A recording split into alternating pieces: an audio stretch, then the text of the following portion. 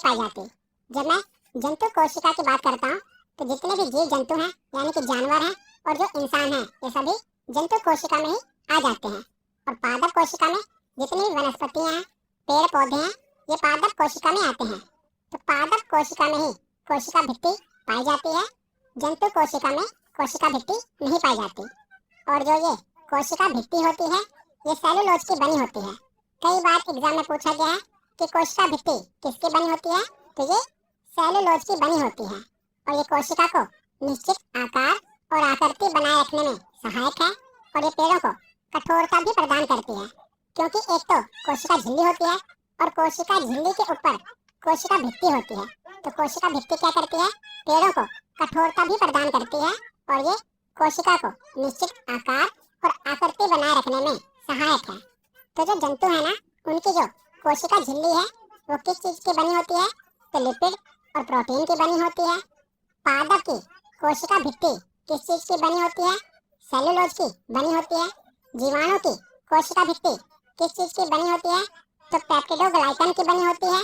और कवक की कोशिका भित्ति किस चीज की बनी होती है, तो काइटिन की बनी होती है। तो याद रखिएगा ये भी पूछा जाता है। तो जंतु की लिपिड और प्रोटीन की, पादप में सेलुलोज की, जीवाणु में पेप्टिडोग्लाइकन की और कवक में काइटिन की कोशिका झिल्ली या कोशिका भित्ति बनी होती है।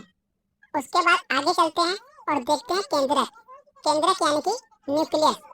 तो कोशिका के मध्य में एक रचना होती है जिसे केंद्रक कहा जाता है और ये पादप कोशिका तथा जंतु कोशिका दोनों में ही पाया जाता है। और यह कोशिका का सबसे प्रमुख अंग होता है।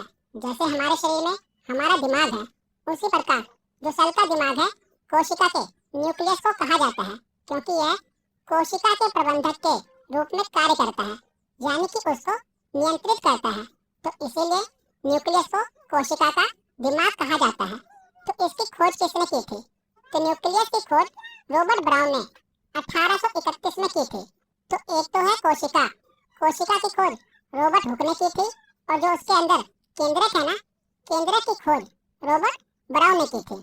तो इस केंद्रक में डीएनए, आरएनए और गुणसूत्र पाए जाते हैं। तो बात की जाए इस केंद्रक में तो 70 से 80% तक प्रोटीन होता है, 10% डीएनए, 2 से 3% आरएनए तथा 3 से 5% तक लिपिड पाया जाता है। तो